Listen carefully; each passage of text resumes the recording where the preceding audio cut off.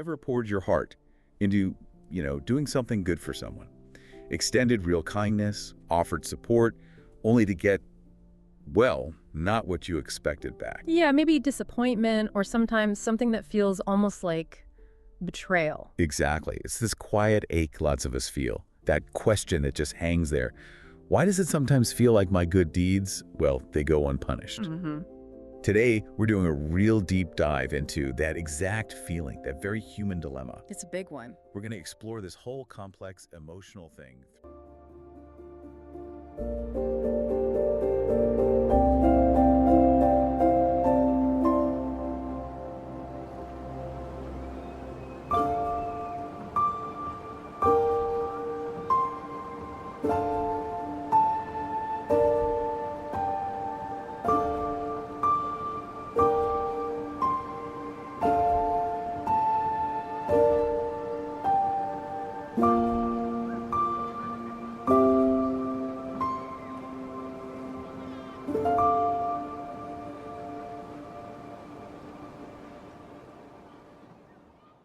Through the story of someone we'll call John.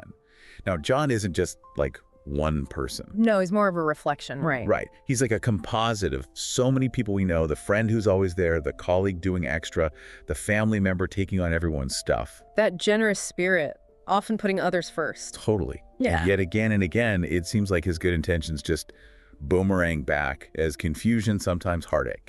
And our mission today is really to get past that surface frustration, to uncover the psychological stuff happening underneath. The hidden currents. Exactly. We'll look at 3, let's say, fundamental reasons why kindness can sometimes feel like it returns as pain.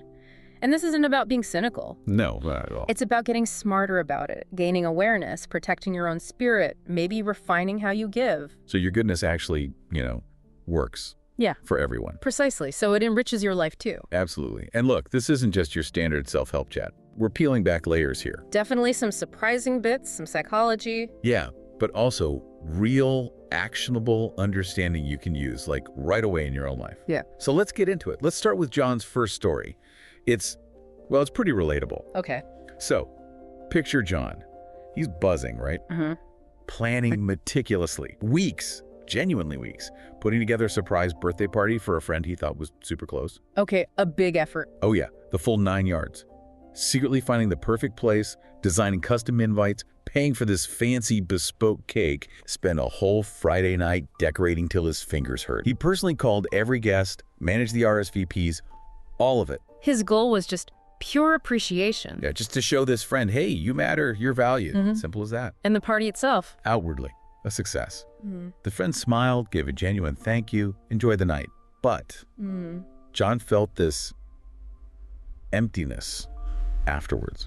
Something missing. Yeah, there wasn't that huge reciprocal warmth he'd maybe unconsciously hoped for. No big gesture back that matched his massive effort. It was just accepted.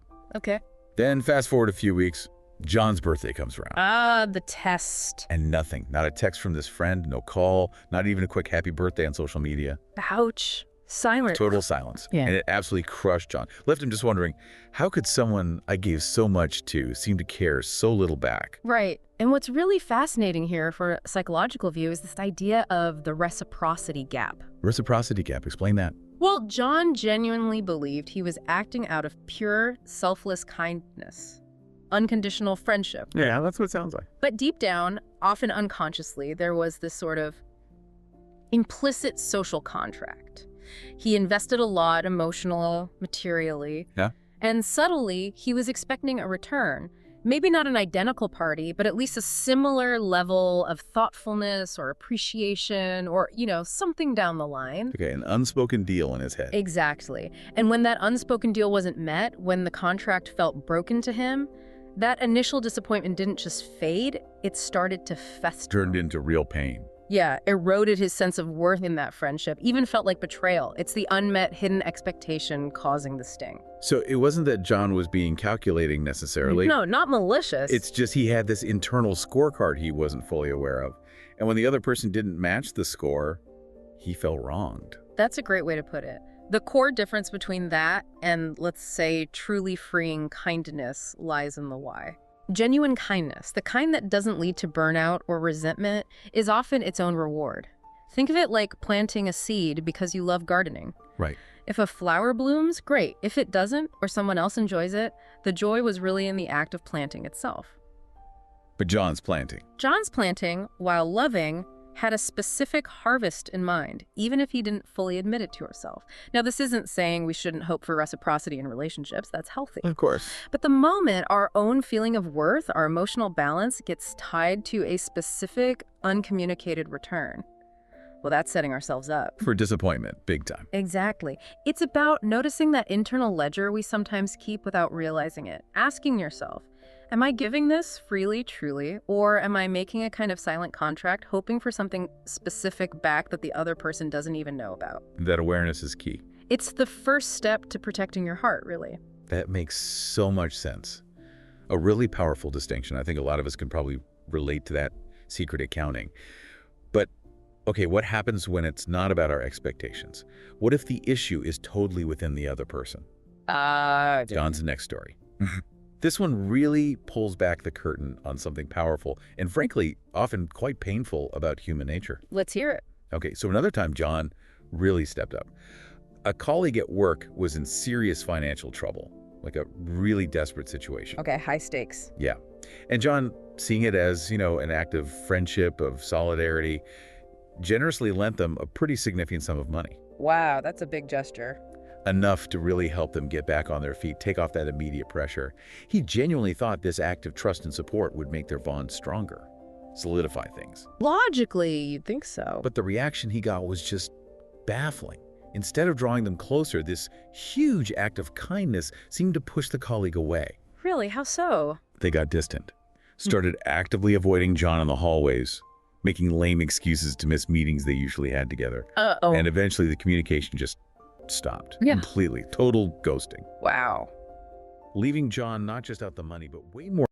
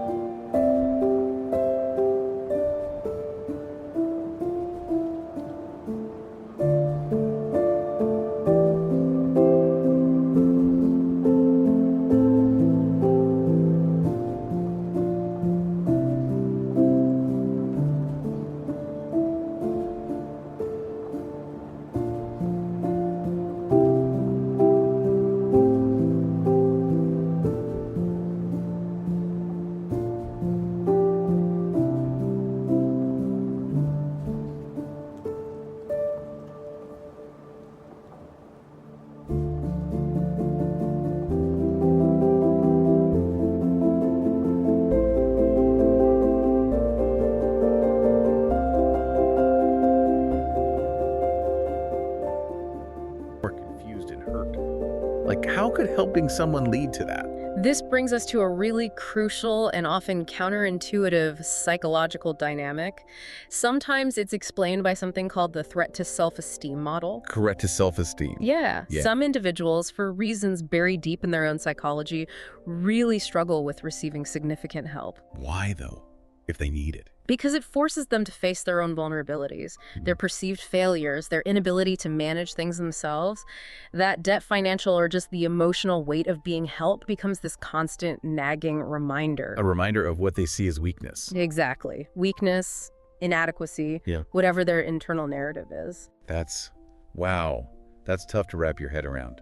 Yeah. That your attempt to help, your light maybe, could actually make them uncomfortable with their own darkness, so they pull back. Precisely. The act of giving itself, even with the absolute purest intentions, can become a source of profound discomfort for the receiver. So what happens inside them? How does kindness turn into avoidance? Well, the psychological process can be quite intense. That initial feeling of being indebted or vulnerable, it can quickly morph into guilt. Okay. Guilt, if they can't process it healthily, often festers into shame about their situation. Shame is powerful. Incredibly. And that shame, especially if someone already has underlying insecurities or past trauma, can twist into anger. Anger. At who? Sometimes at themselves for needing help. But often, perversely, anger gets directed at the helper, because you, the giver, are now a living symbol of their perceived inadequacy. Oh, man. And ultimately, that anger can fuel rejection. Pushing you away is a coping mechanism. It's a way to get rid of the uncomfortable reminder to alleviate that psychological burden. So they break the mirror. They break the mirror because they can't stand the reflection. You, the kind person, inadvertently became that mirror. Wow. Okay, this is such a critical takeaway for everyone listening. When your good deed gets a negative response withdrawal, hostility it's not always about you. So often it's not. It's about their internal storms, right? Yeah. Their past stuff, their pride, their insecurities. You can't control their reaction. Absolutely not. But understanding why they might react that way, that can protect your peace. Yeah, it helps you not internalize their stuff, depersonalize it. Okay, Yeah. That's huge. It really is. So we've got hidden expectations on our side and the complex inner worlds of others. Yeah. But there's a third piece, right? Something else that determines if our kindness is, well, valued or just trampled on. Yes. And John's story highlights this perfectly, too. Let's look at his third pattern. It's one many people might recognize in themselves. I have a feeling I might. Go on. John had developed this almost automatic habit of saying yes to basically everything asked of him. The yes person. Totally. His boss needs extra tasks, tight deadlines, even when John's drowning. John says yes, no hesitation. Yeah. Friends call it midnight needing help moving, or need a last-minute favor that completely ruins his plans. John's there, even exhausted. Always shows up.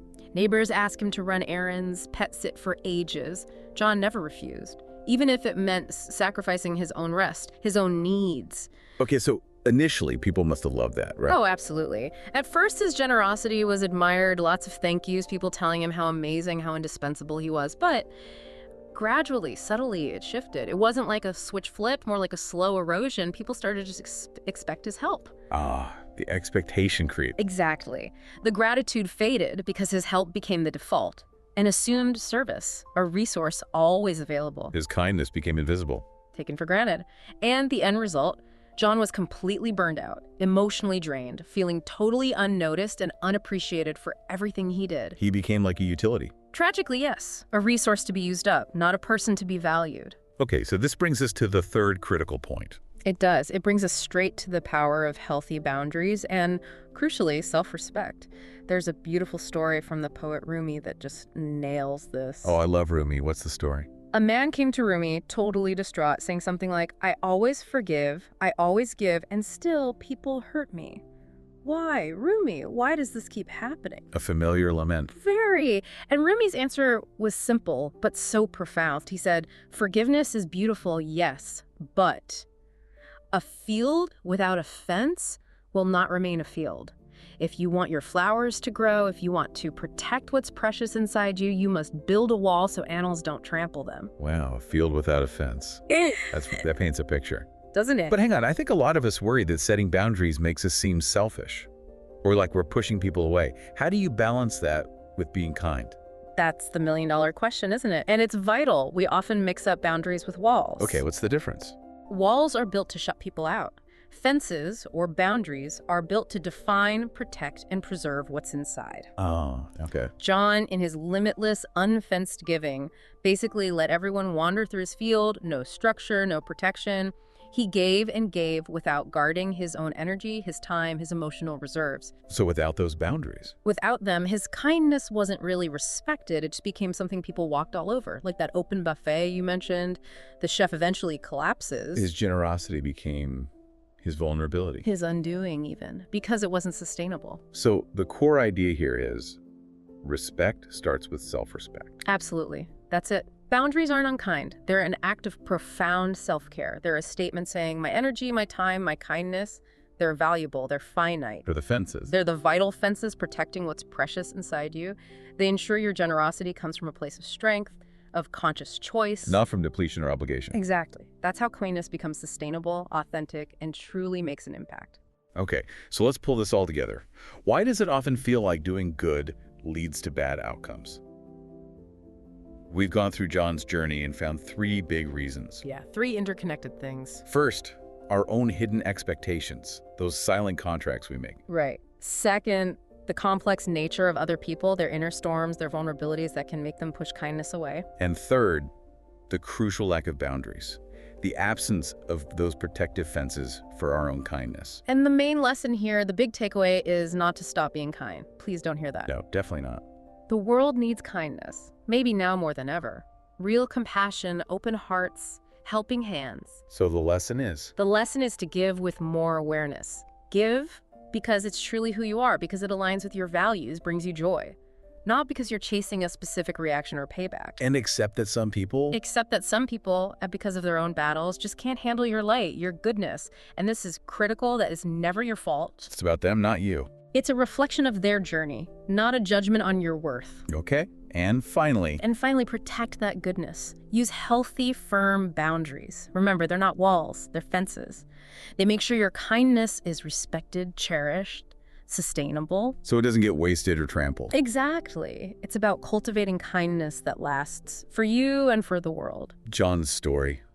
It really is our story, isn't it? In so many ways. It's this journey we're all on, trying to figure out relationships, that tricky balance of giving and receiving. Learning how to love generously but not lose ourselves. How to give openly, but not get broken by it. And maybe most importantly, how to stay truly kind, but not, blind. Kind, not blind. I like that. Aware. Aware, exactly. Yeah. So as you listening reflect on your own acts of kindness this week, maybe think about not just what you give, but how you give it. And maybe what you might be silently expecting back. Yeah, pause and ask, am I holding an unspoken contract here? Yeah. And maybe, what fence, big or small, do I need to build or maybe just reinforce? To protect that valuable self, that incredible generosity you have. It's definitely a question worth thinking about. It could really change how you experience giving, couldn't it? Yeah. For the better.